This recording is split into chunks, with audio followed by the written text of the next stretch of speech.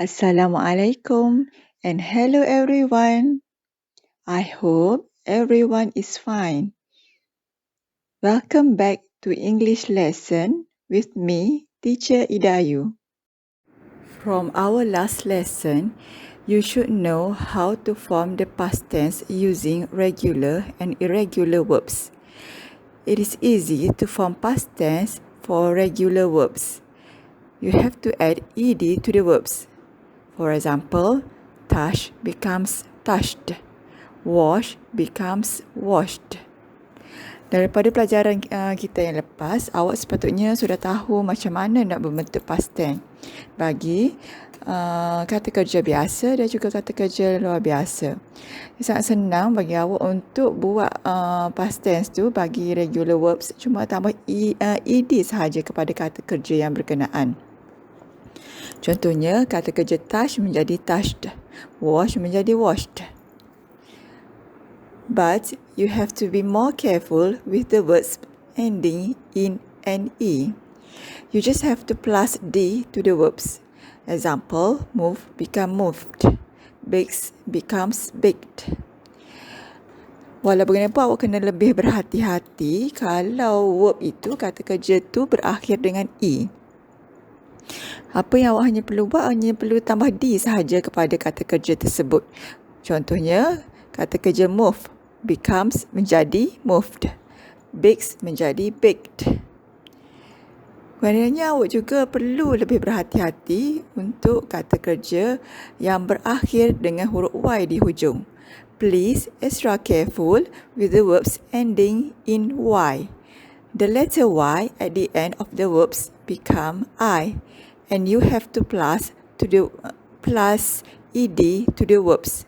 For example, cry becomes cried. Okey, bila hujungnya perkataan verb satu kata kerja tu hujungnya berakhir dengan huruf Y, awak perlu jadikan huruf Y itu, ganti huruf Y itu dengan huruf I dan perlu tambah ed kepada kata kerja tersebut. Contohnya, cry becomes cried. CRY jadi CRIED. It is advisable for you to study the most commonly used irregular verbs. You may refer to the books or Google search to help you. For example, the verb sweep becomes swept. Get becomes got. See becomes saw. Steal becomes stole. Sekali lagi, teacher tekankan di sini bahawasanya untuk membentuk ayat past tense bagi irregular verbs, awak kena benar-benar tahu ejaan verb tersebut di dalam past tense. Biasanya awak kena hafal lah dan awak kena praktis benda tu. Jadi teacher nasihatkan awak selalulah rujuk buku ataupun Google search apabila jumpa dengan verb-verb, kata kerja yang bertukar menjadi irregular verbs. Bila dia tukar pada past tense, dia akan menjadi irregular verbs. How do we form past tense for negative statements? Macam mana kita nak buat pula, kita nak letakkan past tense ni bagi penyataan yang negatif? For all verbs, regular or irregular, we use the abbreviation of did not, which is didn't, after the subject plus verb. The verb must be in infinitive form. Bagi semua verbs, semua kata kerja, sama ada dia regular or irregular, kita gunakan singkatan bagi did not, iaitu didn't. Selepas subjek, kemudiannya kita tambah dengan verb. Dan verb ni, iaitu kata kerja ni, mesti dalam bentuk infinitif. Iaitu bentuk asal dia lah kata kerja dalam bentuk root word. For example, I didn't like mobile phone novels. Tengok dulu subjek yang pertama ialah I. Kemudiannya plus didn't, menunjukkan penyataan ini ialah penyataan negatif. Didn't is the abbreviation of did not. Didn't ialah singkatan kepada perkataan did not. Like. Kemudiannya verb dia, mestilah dalam verb yang asal iaitu like, root word dia like. Bukannya letak liked. Kemudian, and then the last one is object dia iaitu mobile phone novels. Second example, they didn't think about the story. She didn't rewrite anything.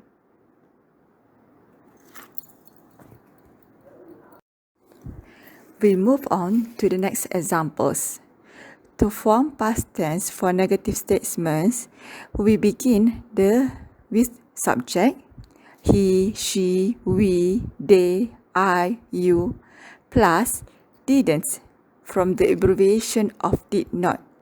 Didn't or did not means the statement is a negative statement. Plus verb in infinitive form of the verb. Plus object.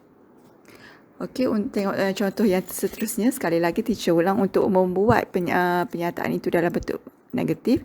Kita mulakan dengan subjek dia, sama ada subjek ni dia, kami, awak, saya. Kemudiannya diikuti dengan didn't. Daripada singkatan did not, didn't ni menunjukkan ayat ni ialah ayat negatif ataupun ayat penafian.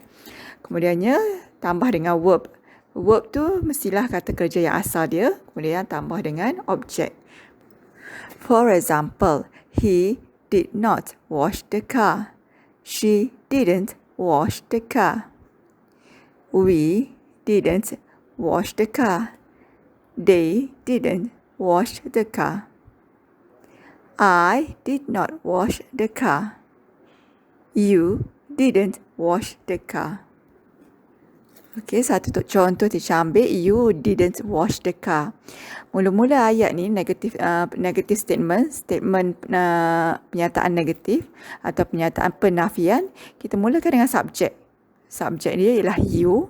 Kemudian diikuti dengan perkataan didn't.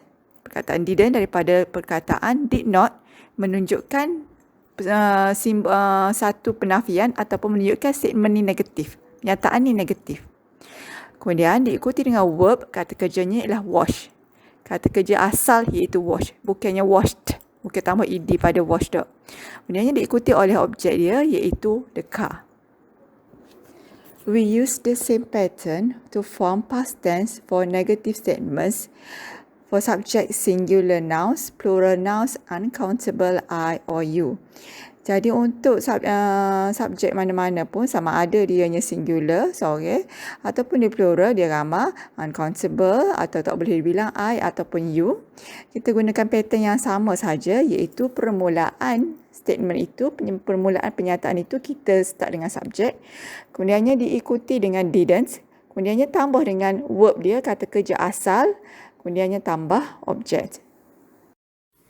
Let's do exercise 4 to check your understanding. Mari kita buat exercise 4 untuk tengok awak faham ke tak. You are going to change the positive statements to negative statements. Awak kena tukar daripada statement tu, penyataan tu dalam bentuk positif kepada penyataan dalam bentuk negatif. Look at this example. The prefect stood at the gate. Tengok contoh yang pertama. Prefect tu pengawas, stood at the gate, sedang berdiri di atas, di tepi pagar, di pagar. The verb stood means the statement is in the past tense form. Okay, kata kerja stood tu maksudnya penyataan ini di dalam bentuk past tense. And it is a positive statement. Dan penyataan ini dalam bentuk positif, tetapi past tense lah. How to form negative statements? Macam mana nak buat statement penyataan yang negatif? Awak kena isi jawapan tu di garis, 2 garis tepi soalan tu, sebelah kanan soalan. For the first answer, you have to add did not after subject prefix. And then you have to plus verb in infinitive form, which is stand. Okey, untuk jawapan pada garis pertama. Okey, garis pertama tu awak kena letak, nak tukar ayat ni menjadi ayat negatif, awak kena letak perkataan did not. Did not tu maksudnya bukan. After, selepas subjek. Subjek dia ialah prefix, pengawas. And then, kemudiannya, awak kena selepas perkataan did not tu, awak kena tambah verb dia, kata kerja dia, iaitu stood. Tapi kita tak say stood, kita kena balik perkataan asal dia iaitu stand. Sebabnya perkataan did not itu sudah menunjukkan bahawa dianya negatif. Jadi terus balik pada asal jadi stand. Jadi jawapan yang betul ialah the prefix did not stand at the gate. For the second answer, you have to put the abbreviation of did not, which is didn't. And you are going to continue writing by add verb and object. Okey, untuk yang kedua ni dia serupa je dengan yang pertama. Cuma awak kena buat ringkasan kepada did not, iaitu didn't. Subjek dia prefix didn't stand. Stand tu kata kerja yang asal. Bukan kita tulis stood dah, kita tulis stand at the gate.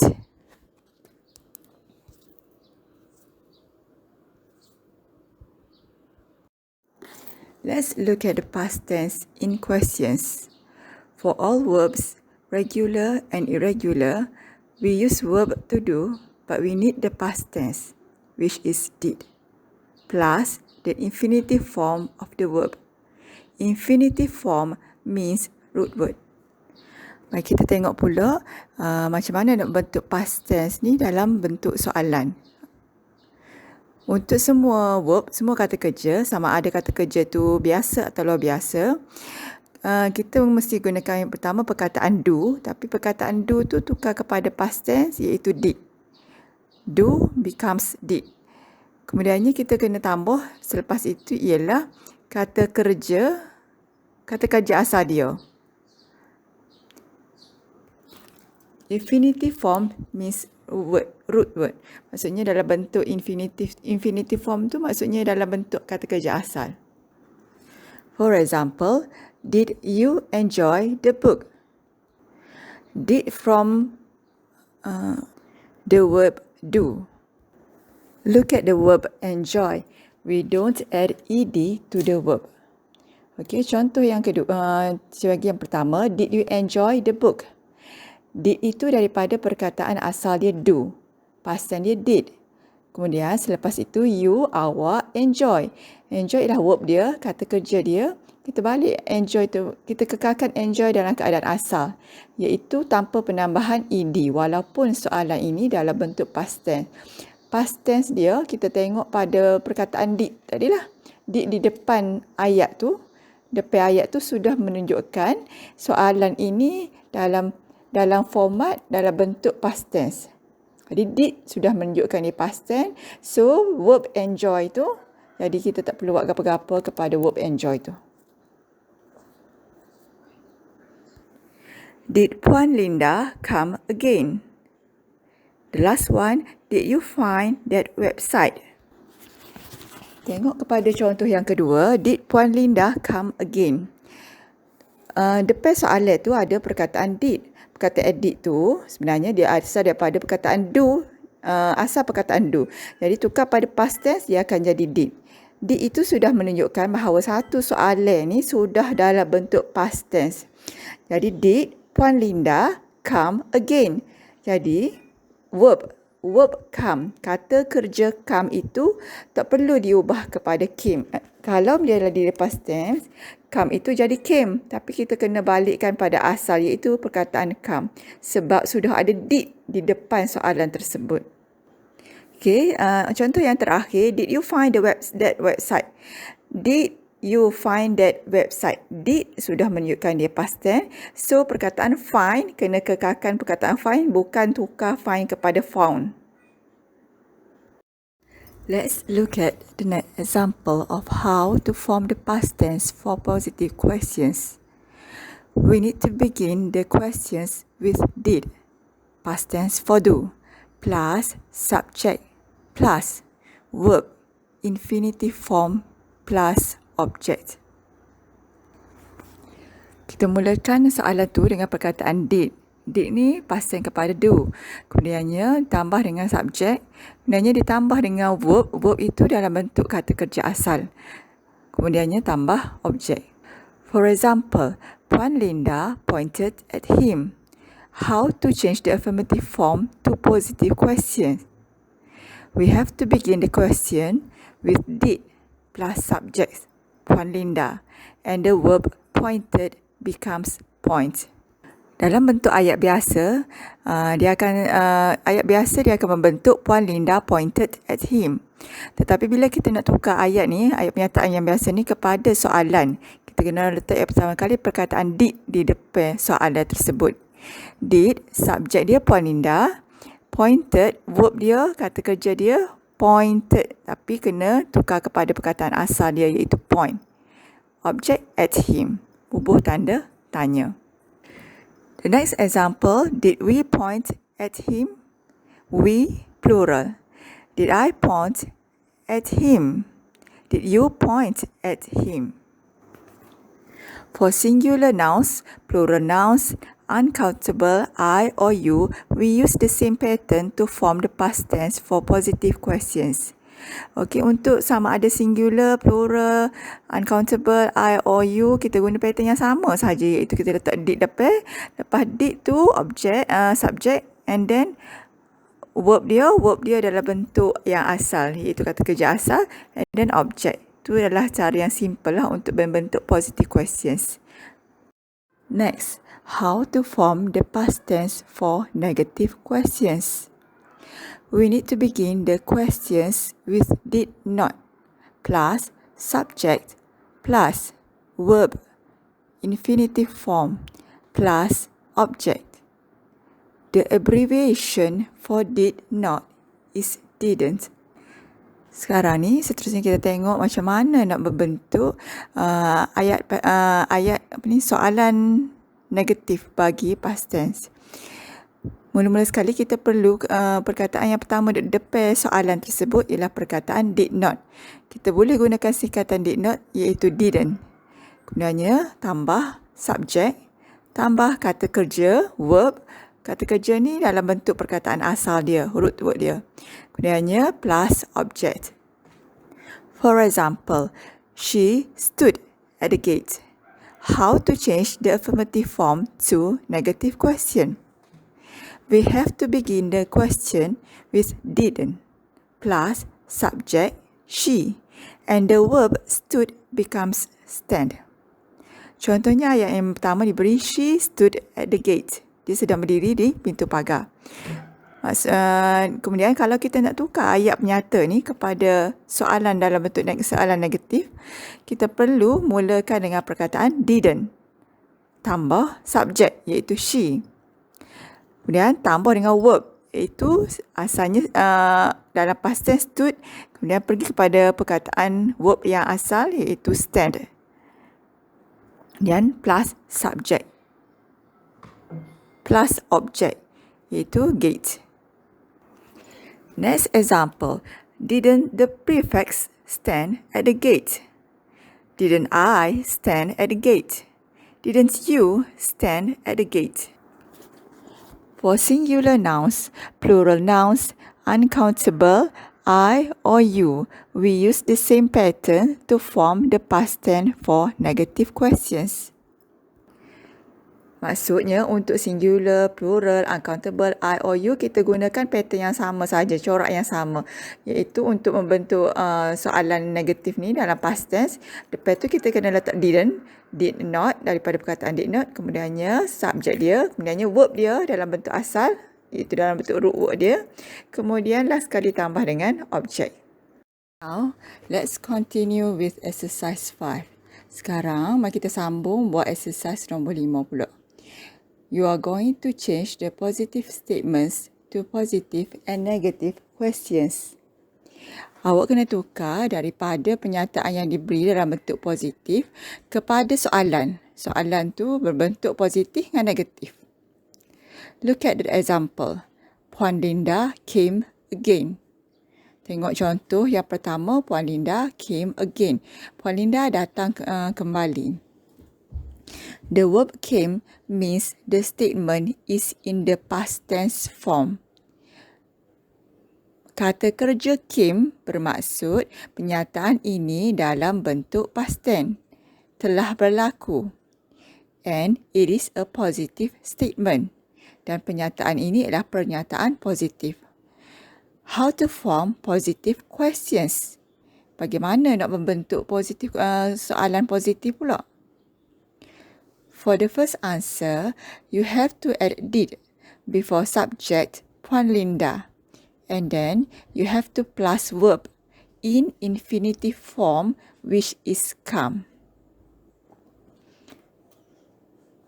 For example, and of course, don't forget the question mark. Look at the answer. Did Puan Linda come again? Okay, tengok contoh jawapan dia bagi. Untuk jawapan yang pertama, awak kena tambah did sebelum subjek iaitu Puan Linda. Kemudiannya diikuti dengan verb kata kerja dia yang asal iaitu tadi came ke, kita kena balik semula pada kata kerja asal iaitu come. Kemudiannya sambung pula dengan objek dia iaitu come again. Dan kemudiannya jangan lupa untuk letakkan hujungnya ialah tanda tanya. For the second answer, you have to put the abbreviation of did not, which is didn't. And you are going to continue writing by add a subject, verb and object. Okey, jawapan yang kedua, jawapan itu dalam bentuk soalan negatif. Okey, macam mana nak membentuk soalan negatif? The pair tu, awak kena bubuh perkataan did not, didn't daripada ringkasan perkataan did not. Not itu menunjukkan dianya negatif. Kemudian diteruskan dengan subjek Puan Linda. Kemudian verb kata kerja dia come. Kemudian last kali again. Dan sudah tentu jangan lupa tanda tanya. Didn't Puan Linda come again? Okay, itu cara awak siapkan latihan ni. Good luck. That's the end for our today's lesson. See you next time. Assalamualaikum.